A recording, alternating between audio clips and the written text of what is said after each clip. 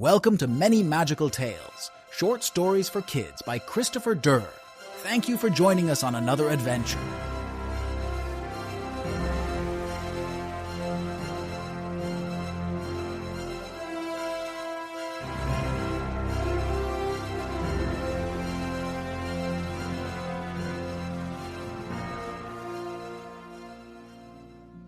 What I'm about to tell you may sound unbelievable, but I was there, and I saw it all with my own eyes.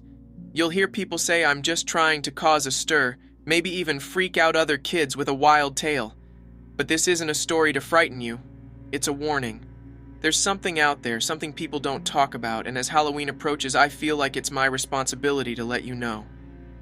You need to be cautious, especially near the woods. Things happen in the shadows that most wouldn't dare to believe, but I've seen enough to know better. On this coming All Hallows Eve, don't be too quick to dismiss what lurks just beyond the tree line. It might be waiting for someone like you. I didn't know what its actual name was, but I've done some research and talked to a few people who have seen it themselves. I found out it's called the Shadow Weaver. They call it that because it moves in the shadows and controls shadows. I've even seen it control my own shadow, which, until that moment, I would have told you was completely and utterly impossible. But it happened. I was chased by my own shadow. It was a cold, brisk autumn night, and I was all alone, just leaving the last house. I was dragging a large sack of candy, so large, in fact, that my arms were getting tired, and I was ready to call it a night. I wasn't in my own neighborhood. I had walked about a mile away to another neighborhood that gives out the good stuff, you know, the big chocolate bars and handfuls of candy. The people in my neighborhood are pretty stingy. Like Marge, the lady across the street from my house. Can you believe she gave me a tea biscuit? Seriously? A tea biscuit? I don't even drink tea. But that particular year, I decided enough was enough. I had heard rumors about the large chocolate bars for years, and I decided I was going to find out for myself. I was going to trick or treat in new territory. In hindsight, this was probably a terrible decision. But like most terrible decisions, you don't realize they're terrible until the terrible part arrives. And man, oh man, did it ever arrive. Between my neighborhood and this one is a long stretch of woods, at least half a mile of thick forest. I had just left the fancy neighborhood and had been walking for about 5 minutes when I got an eerie feeling. The hair on the back of my neck started to tingle, and I felt an uneasy knot in my stomach. Something was watching me. I knew it. I don't know how I knew, but I could feel it deep down in my core. Looking back, the smart thing would have been to A, not go trick-or-treating alone, B, not trick-or-treat in a neighborhood that wasn't my own, C, not walk along the woods at night, and D, turn back to the safety of the new neighborhood. But instead of doing any of those things, I decided I was going to run home. As soon as I started running, the moon popped out from behind the clouds and lit up the road, almost to the point where I didn't need my flashlight. I stopped running because ahead of me I saw something. It was a shadow, a very large shadow, and it was moving. I don't mean a regular shadow, I mean a dark, black nothingness, a silhouette ahead. It was big, much bigger than me, much bigger than a dog or a bear. It was about as tall as a moose, but it wasn't shaped like a moose. It was shaped like like a monster, a creature. I don't know how else to describe it. Either way, I was terrified.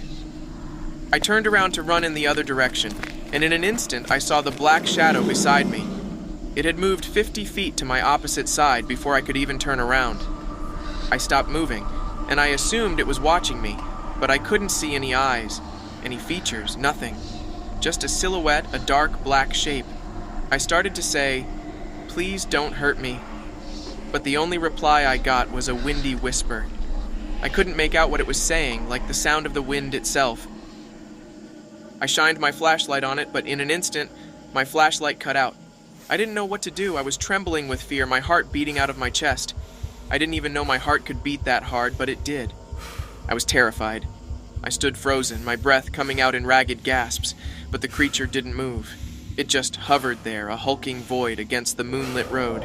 Then, without warning, the wind picked up around me, howling through the trees, scattering leaves across the pavement. My flashlight flickered back to life for a brief second, illuminating nothing but empty space where the shadow had been. I blinked in disbelief. Was it really gone? Had I imagined the whole thing? I didn't want to stick around and find out. Forcing my legs to move, I ran as fast as I could. The woods on either side of the road blurred past me, the feeling of being watched never quite leaving. My shadow stretched out in front of me as the moonlight got brighter, but I didn't dare look back. Every instinct screamed to get home, to get to safety. The distance felt longer than ever before, but finally, I reached my neighborhood. I stumbled up the front steps of my house, gasping for breath. The porch light was a welcome sight. I burst through the front door, slammed it shut, and leaned against it, half expecting the shadow to burst in behind me. But it didn't. Everything was quiet. For a moment, I actually thought I was safe. The next few days were uneventful. I convinced myself that whatever I saw, whatever chased me, was just a trick of the night, an overactive imagination fueled by too much candy. I tried to laugh it off, telling myself there were no such things as shadow monsters, and just when I had almost started to believe it, that's when things took a turn. It was a few days after Halloween, and I was standing in my room getting ready for bed. The moonlight filtered through the window, casting long shadows across the floor. I happened to glance down at my feet, and that's when I noticed something strange. My shadow wasn't quite right. At first, I couldn't figure it out. It looked like me, of course, but something was off. It seemed to move just a split second too late, like it was lagging behind. I turned my head to the side, and my shadow copied the movement, but slower. Too slow for comfort. My heart began to race like I had just ran a marathon. I tested it again, waving my arm. It followed, but this time, it didn't stop when I did. My arm dropped, but my shadow's arm stayed raised, almost as if it was reaching for something. I backed away, feeling a creeping sense of dread. Then, it moved on its own. My shadow took a step forward, even though I hadn't moved at all. My blood ran cold as I watched it, standing there, separate from me, like it was its own being now. It crouched down, almost like it was preparing to pounce. I stumbled back, bumping into the wall behind me, my breath coming in short, terrified gasps. The shadow stretched out, growing larger, darker, as if it was feeding off my fear. I wanted to scream, but no sound came out. The last thing I saw before everything went dark was my shadow, creeping closer, closing the gap between us. I must have blinked because the next thing I knew, my room was dark, and the shadow, it was gone. I rubbed my eyes, trying to shake off the cold grip of fear. My heart was still racing, but everything seemed normal again. I flicked on the bedside lamp, half expecting the shadow to leap out of the darkness, but all I saw were my usual familiar things. My bed, my posters, the stack of Halloween candy on my desk. Had I dreamed the whole thing? I wanted to believe that it was all in my head, just leftover nerves from Halloween night. But deep down, I couldn't shake the feeling that something wasn't right. I glanced down at my feet one more time. My shadow was there, perfectly still, perfectly normal.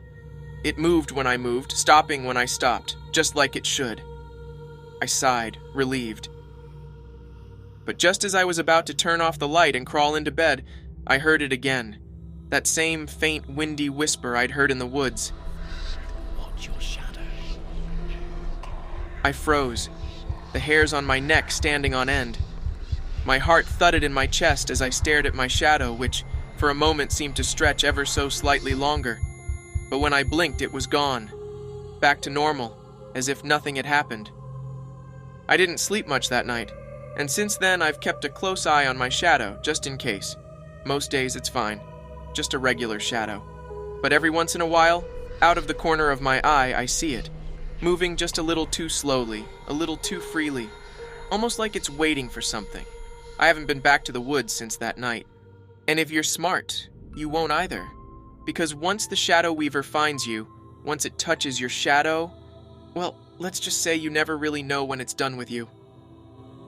So, on this Halloween, when you think to yourself, maybe I should leave my neighborhood and just pop over to the next neighborhood with the bigger candy bars, just be very careful if you live near any woods.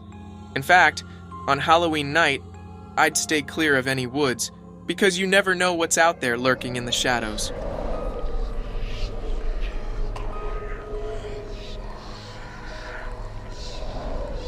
Thank you for listening to The Shadow Weaver, written and produced by Christopher Dare. brought to you by many magical tales. Happy Halloween, and keep an eye on your shadow.